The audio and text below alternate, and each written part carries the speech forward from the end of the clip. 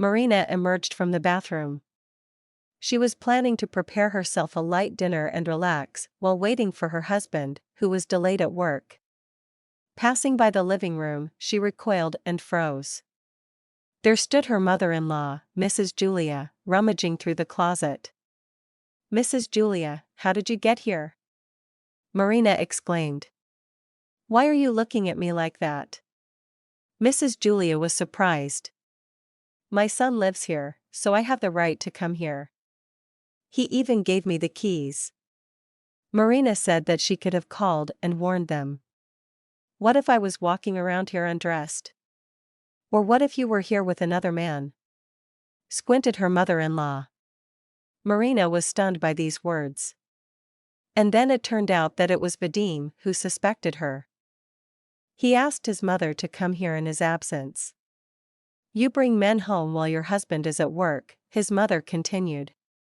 Her whole demeanor indicated that she was satisfied with her mission. "And where do you see them here? In the closet? Well, everything needs to be checked.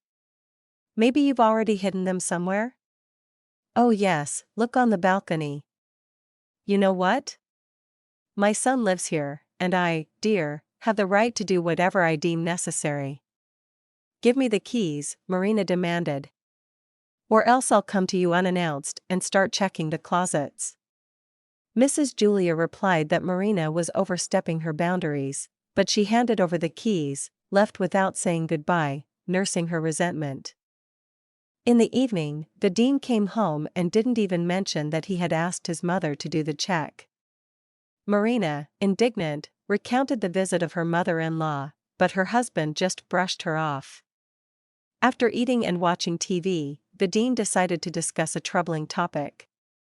"You're just staying at home. Anyone would suspect something fishy. What friends do you have?" He began to interrogate her. "I only have girlfriends," she defended herself. "And what do you suggest I do?" "You forbid me to work." But Vadim believed that since he provided for the family, he had the right to command and make any complaints. Marina didn't understand why he couldn't live peacefully, why he was unsatisfied. She did everything as he wanted and didn't give him any reason for jealousy. Now he found something to nitpick about. If she's at home all day, then she must have found someone else. Marina swallowed her hurt and went to wash the dishes in the kitchen.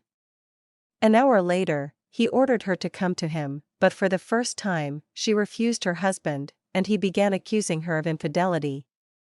Marina was tired of proving that she had no one, not even in her thoughts.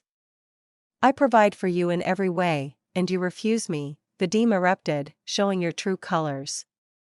Marina said nothing and went to another room. She couldn't sleep for a long time, listening intently and hoping that her husband would come to apologize. In the morning, Marina overslept. Usually, she would get her husband ready for work, prepare breakfast for him, and a kiss was a mandatory ritual. Today Vadim left without this routine. In the bathroom, there was a wet towel on the floor, and in the hallway, his slippers were scattered around.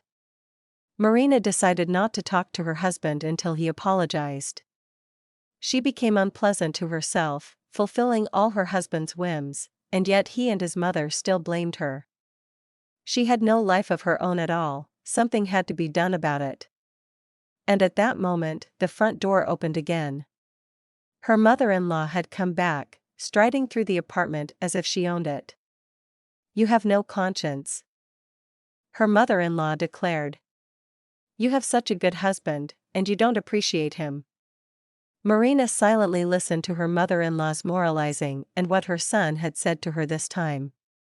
"By the way, Marina, he asked you to clear out of the apartment," her mother-in-law added. "He didn't have the courage to tell me himself." Marina decided that her mother-in-law had made it all up. "You'll regret laughing, you didn't take care of your husband, and now he'll find a better wife. Such men are in demand. And vacate the apartment, the owner will be living here soon." Marina still didn't believe these statements. She looked closely at her mother-in-law. She was serious, but the apartment belonged to Marina. It was her inheritance from her grandmother. You think this is your apartment? You lived here with my son for 5 years. During that time, Vadim turned the shed you inherited into a luxurious apartment. And what does that have to do with anything? Marina asked. You didn't work.